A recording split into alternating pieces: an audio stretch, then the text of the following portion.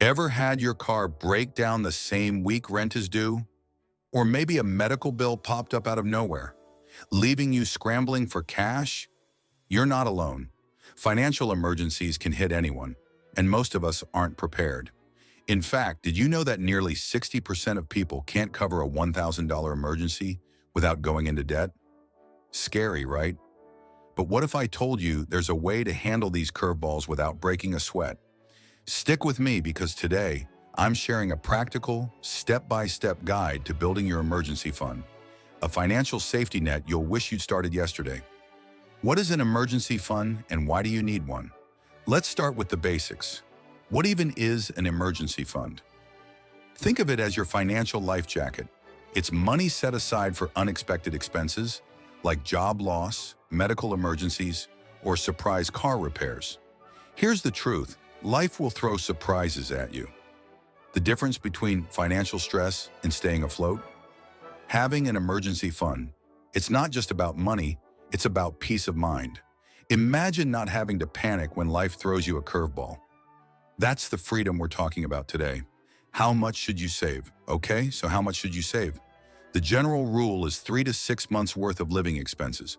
Why so much? Because that's the sweet spot for covering job loss, major repairs, or unexpected bills. But this isn't a one-size-fits-all rule. If you're single with no dependents, 3 months might be enough. Have kids or a mortgage?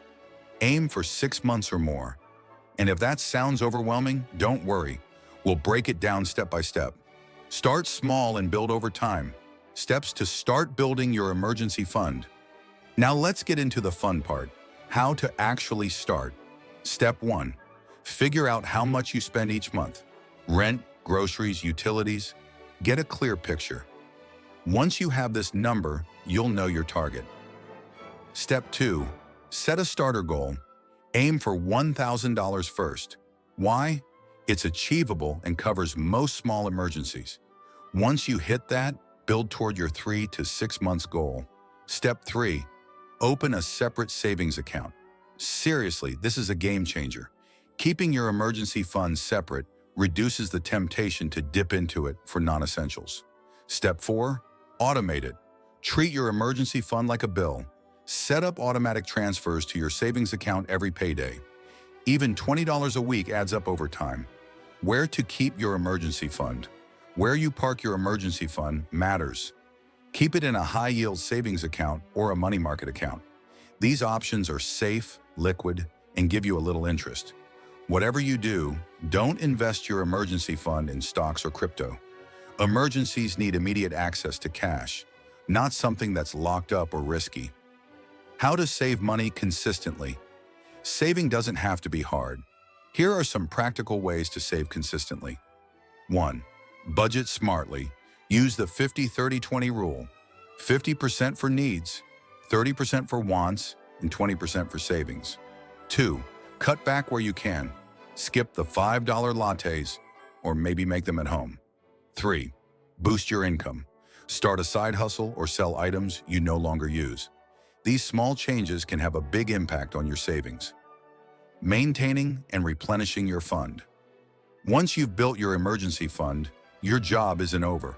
Life will happen, and you might need to dip into it. That's okay. It's what it's there for. Just make sure you replenish it as soon as possible.